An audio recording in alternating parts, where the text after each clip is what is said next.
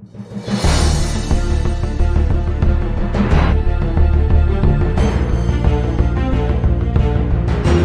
friends, before going to this video, I will ask you one question. Just do answer for it. Why do we earn money? நம்ம ஏன் பணம் சம்பாதிக்கிறோம் அப்படின்னு பார்த்தீங்கன்னா the most essential reason is for food.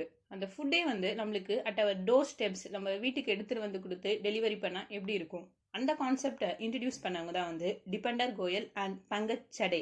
இந்த 2 persons தான் online food delivery அப்ளிகேஷனை first introduce பண்ணுறாங்க. இந்த கோவிட்-19 பார்த்தீங்கன்னா ஜொமேட்டோ வந்து அவங்களோட கிராசரி டெலிவரியை ஃபர்ஸ்ட் இன்ட்ரடியூஸ் பண்ணுறாங்க. ஸோ ஜொமேட்டோவோட ஃபவுண்டர் அண்ட் சிஇஓ யாருன்னு பார்த்தீங்கன்னா Deepinder Goyal. Deepinder Goyal was born in Punjab. At a very young ஏஜ்லேயே வந்து டிபெண்டர் கோயலுக்கு மேக்ஸ்னால் ரொம்ப பிடிக்கும். So after completing is schooling Deepinder கோயலுக்கு ஐஐடி டெல்லியில் அட்மிஷன் கிடைக்குது. அங்கே பார்த்தீங்கன்னா அவர் டிகிரி இன் மேத்தமெட்டிக்ஸ் அண்ட் கம்ப்யூட்டிங்கை ஃபினிஷ் பண்ணுறாரு. அதுக்கப்புறமா ஒரு கன்சல்டிங் ஃபிலிமில் ஒர்க் பண்ணுறாரு. அந்த கம்பெனியோட நேம் பார்த்தீங்கன்னா பெயின் அண்ட் கம்பெனி. அந்த கம்பெனியில் பார்த்தீங்கன்னா லஞ்ச் டைமில் ஃபுட் ஆர்டர் பண்ணுறதுக்கு மெனு கார்டு வாங்குறதுக்கே வந்து க்யூவில் வெயிட் பண்ணுறதா இருக்கும் எம்ப்ளாயீஸ். ஸோ இதனால் வந்து எம்ப்ளாயீஸுக்கு மோஸ்ட் ஆஃப் த டைம் வந்து வேஸ்ட் ஆகுது. ஜஸ்ட் ஒரு ஃபுட் ஆர்டர் பண்ணுறதுக்கு மெனு கார்டை பார்க்குறதுக்கே வந்து ரொம்ப நேரம் க்யூவில் வெயிட் பண்ணுறதா இருந்துச்சு. ஸோ இந்த ப்ராப்ளமை எப்படியாச்சும் நம்ம சால்வ் பண்ணுறோன்னு டிபெண்டர் கோயல் திங்க் பண்ண ஸ்டார்ட் பண்ணுறாரு.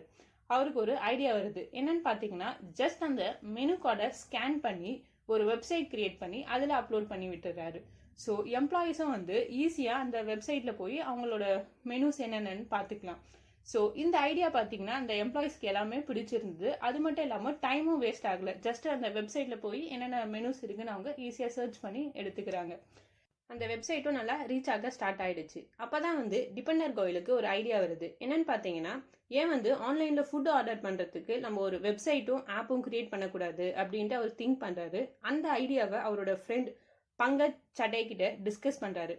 அவரோட ஃப்ரெண்டுக்கும் அந்த ஐடியா ரொம்ப பிடிச்சதால இன் 2008 பார்த்தீங்கன்னா foodebay.com அப்படின்ற ஒரு அஃபிஷியல் வெப்சைட்டை லான்ச் பண்ணுறாங்க.